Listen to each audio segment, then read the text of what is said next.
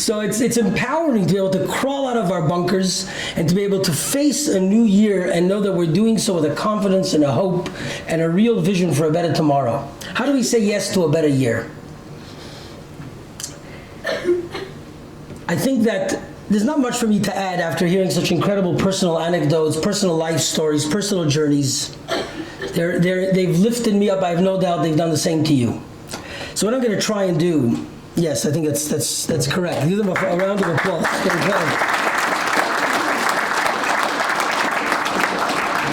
All I'd like to try and do this evening is maybe explain to you why tonight, Chai Elul, this incredible, important day in our calendar, is actually the very reason why we could have these three wonderful perspectives. The Torah emanating, as Mendel spoke about, an empowerment in Torah.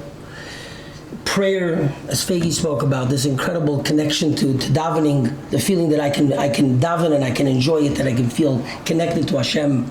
And then the heart and the soul, as Gary has so beautifully expressed. It comes from today. Because Chai Elul is the day of the birth of the Alter Rebbe, and before then the Baal Shem Tov, in the year 1698 the Baal Shem Tov, 1745 the Alter Rebbe. And these two personalities, the Baal Shem Tov, the founder of the Hasidic movement, the Alter Rebbe, the founder of the Chabad Hasidic movement, revolutionized Yiddishkeit in such a manner that it's actually appropriate for us to speak about how we are engaging with Hashem. It wasn't always like that. And maybe to try and understand that, I'm going to look at a word that Hasidus is particularly allergic to. You know, I have a friend who, in raising his family in New York City, he had a rule that foul language, if you spoke foul language, you went into the bathroom until you apologized or atoned for it. And what was foul language? Foul language was like, you always do that. I can never, that's impossible. That was his foul language. The other words that we would traditionally call foul language, they didn't end up in the bathroom for. What is Hasidic foul language? It's one simple word, it's I. The word I we're allergic to it. It simply has no place in the Hasidic lexicon. You know, there was a Jew came from Mezrich, studying under the great Rabbi Dovid, the great master of Hasidus in the 18th century, and he was making his way back in a dark, stormy winter evening with the snow everywhere. He comes to this town of Karlin in Russia. There was his great elder colleague, Rabbi Aaron of Karlin, Rabbi Aaron HaGodel, and he decides that he's going to go there. It's late at night, but surely he's studying Torah. He's going to go take some refuge there from the dark, difficult night and the stormy winds. He's going to go in there and seek some refuge, see his friend, have a glass of tea, catch up on old times in the yeshiva. He knocks on the door. Sure enough, Rabbi Aaron is awake at 3 a.m. He says, "Wer klappt?" So his friend says, "It's me. Ich." Rabbi Aaron goes back to his studies. It's snowing, it's cold. So he bangs again a little more forcefully. "Wer klappt, Rabbi Aaron?" He says, it is I, ich. This happened 3 or 4 times, until finally the door opens up. There stands the great master himself. His younger colleague is completely confused why a man wouldn't open the door. "It is I, your friend from yeshiva, from Mezrich." He says, "We learned in Mezrich together. Did we not learn that there's only one I? I am the Lord your God. How can you say that it is I?" His colleague didn't stop for a glass of tea. He didn't stop to schmooze or reminisce. He realized that all those years of study, all that time, hadn't actually penetrated. He turned around and headed back to Mezrich so that he could absorb that lesson. A lady once wrote to the Rebbe with a litany of problems and challenges that she had. She petitioned the Rebbe, and writing all the problems, and I have this problem, and I need this, and a whole litany of issues. The Rebbe had a brief way of brevity of responding, often with great empathy, but responding with very briefly. The Rebbe took this letter, circled the first word on each line, which began with I, gave a blessing, and sent it right back. The message was clear. If every sentence begins with I, that's the problem. Fix that, and the blessings will flow. So we're a bit allergic to the word I, and yet, Elul, everybody knows, is an acronym for Ani Dodi v'Dodi li. I am to my beloved, and my beloved is to me. How do you begin a sentence with I? That's how we prepare for Rosh Hashanah. With I, ich. It's completely confusing. When we understand what it means that the Baal Shem Tov and the Alter Rebbe are born on this day, we can begin to understand the innovation of Chassidus, what brings us here this evening, and how we can begin a sentence with I.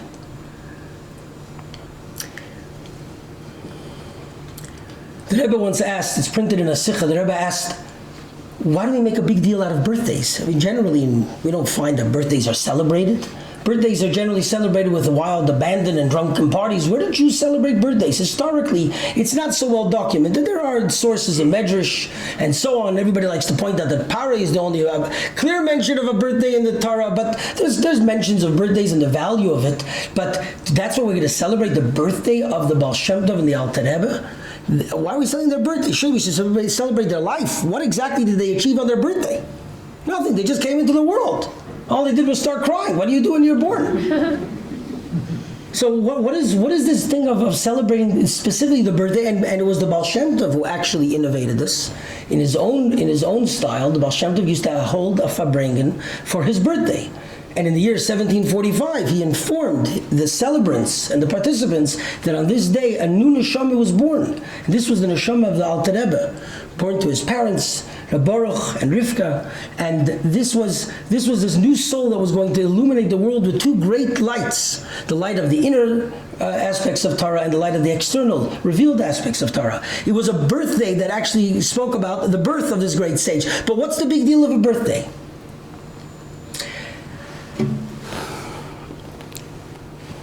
I'll digress for a moment, and then after this story, I want to take you to 770 on Rosh Hashanah. Last year, as the summer was coming to a close in America in August, a summer camp, went off for a tour and a traveling to the Canarsie Park. Canarsie is named after the Indian reservation that used to be there before the colonialist Americans took it over. We're not going to get political. And it's a beautiful marshes and parks and grasslands, and kids went there to play. And they spent the day there running around. A sudden downpour suddenly showed up, and they quickly ran into the buses and left. But they left behind 7-year-old Yosef Shapiro. And when they realized this, immediately they sent people to go find him. They couldn't find him. It was getting dark. It was late in the afternoon. It was pouring rain. Social media, you probably remember the story. Social media was awash with it, and everybody came running to look for him before dark. It didn't help. And dark fell, and Bill de Blasio was making appeals. People were coming, volunteering. Hundreds and hundreds of people came to look for this kid. There was one fellow in Brooklyn by the name of Victor Shine. He was a retired cantor. He was going to sleep. He was in his pajamas. It's now 9 o'clock at night, and he hears on the radio this appeal, but he thinks, what can I do? What can I do? Nothing I can do. I'm a retired elderly cantor. It's pouring rain outside. There's younger people. But as he's getting ready to settle for bed, he thinks if it was my grandson, I'd be there looking. So he gets dressed. He puts on a white long-sleeve shirt so he can be seen in the dark. Takes a little torch. Goes off to the center. It's chaos. He just wanders into the marshlands, and he's walking around, and he's calling out for the kid. And he's thinking, what does a 7-year-old want? He says, Yosef, I got pizza for you. Pizza, come, we'll get you pizza. Yosef, your daddy's looking for you. Tati's walking around. There's another volunteer walking in another area. They're walking. He's calling, and suddenly, 15, 20 minutes into this rainy, marsh bog that he's walking through, and he thinks he hears a voice, Ta. He's not sure, but the other guy thinks he may have heard it too. So he pulls out his phone. He knows the fire chief, and that's what it is. Every Jew in Brooklyn knows everybody. So he calls the fire chief. He says, listen, here's my location. I think I might have heard a voice. I don't know. And he turns around and he goes back. It's already getting late. He's tired. He's exhausted. He's sopping wet. And he goes back. And as he's driving home, he gets a call from the fire chief. He says, we found the kid. Exactly where you told us. He says, we had no idea where he was. Your call found this kid. Victor described the emotion. He described the emotion which he felt when he realized that he had actually saved this child's life, and how he never really imagined that he could have done that. And the next day in the radio interview, it was actually very moving to hear how he broke down at the ability and at the merit and the schus of saving this child. For anybody who was by the Rebbe on Rosh Hashanah, one of the many highlights that we merited to experience was the Rebbe reciting the Haftarah. And in the Haftarah, we read about a parallel to the Torah reading. On the Torah reading, we read about a mother, the aching heart of a Jewish mother, Sarah, who doesn't merit to have children. and who's blessed miraculously, probably she said some Tillim, and is blessed miraculously at an older age with his child Yitzchak. And so the parallel is a story of Hannah, married to the great judge and leader of the Jewish people, Eliakim. They have a wonderful, deep, loving marriage, but she's not blessed with children. And after 20 years of suffering through incredible pain, she decides to make her own way personally to the house of Hashem, to the tabernacle, the Mishkan. There she pours out her heart. And miraculously she's blessed with a child, Shmuel, who's the kingmaker of the Jewish people, anointed the first 2 kings, including Dovid HaMelech, the author of Tillim. She makes a promise there, a vow, that she's going to bring this child, if God blesses her with a child, to the house of Hashem. And she does so. 2 years later, she brings this little toddler. She gives him to Eli, the high priest, and she says, this child is dedicated to God. Raise him as a servant of God. But that's not where the story ends. Because when she comes back on the visits, Eli says, your son is not making it. He's not passing the grade. He doesn't seem to have the real ability to handle this type of rigorous life. I think you should take him back. God will bless you with more children. You could bring them. And she says the following words. She says, El hanor hazeh spalalti. I have cried for this child, not for another child, this child. I pledge this child to God.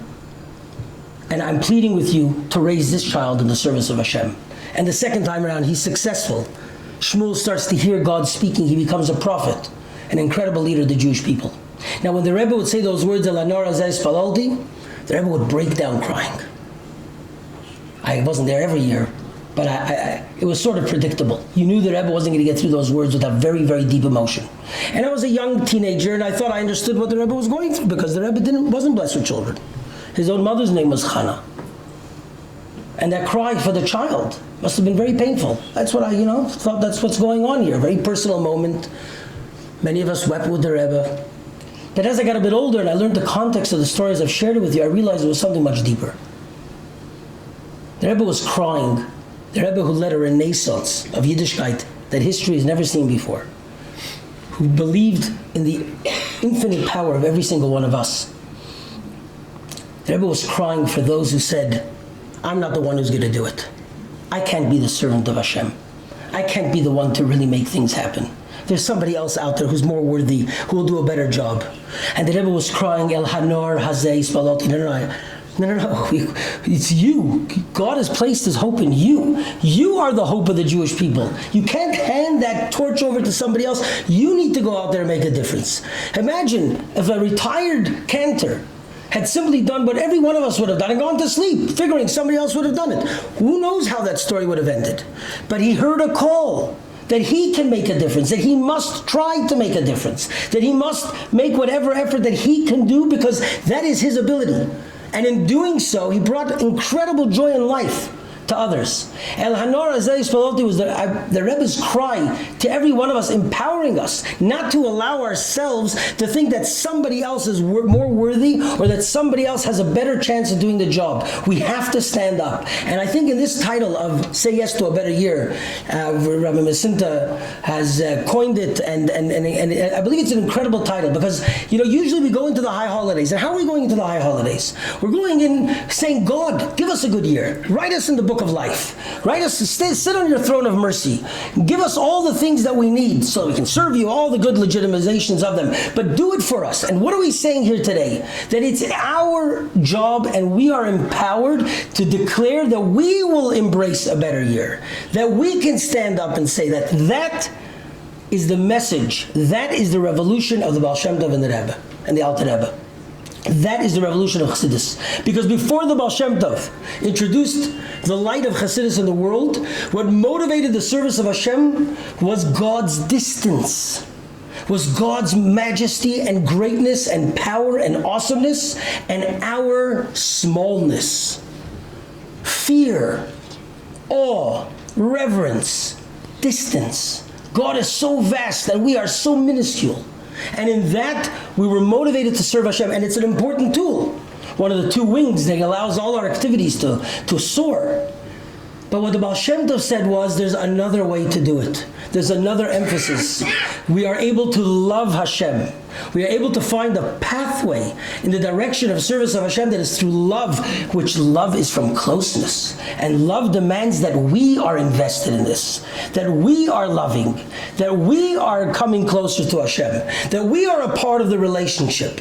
It emphasizes the greatness, the majesty of the Jew and the Jewish neshama. And if the Baal Shem Tov emphasized the Jewish neshama, the Alter Rebbe wanted to emphasize the totality of the Jewish being, not just the purity and pristine quality of the soul, but the entire human experience, which we heard so much about earlier. The challenges, the vicissitudes, the ups and downs of life, the struggle that each one of us has to deal with in order to go through life, the falling down and the getting up again. Always looking for a way to reclaim hope. And the Alter Rebbe, through Chabad and through an intellectual and emotional process, guided us to have a complete relationship with Hashem, with the totality of our being. The I becomes important. Ani L'Doidi is not simply a turn of phrase from King Solomon. It is the very essence of Elul, where the emphasis is on us, in our preparation, in our declaration for a new year. It's the empowerment of the individual to say, I want to come closer to Hashem. I can love Hashem. I can have a relationship through the incredible tools that we've heard this evening. But the emphasis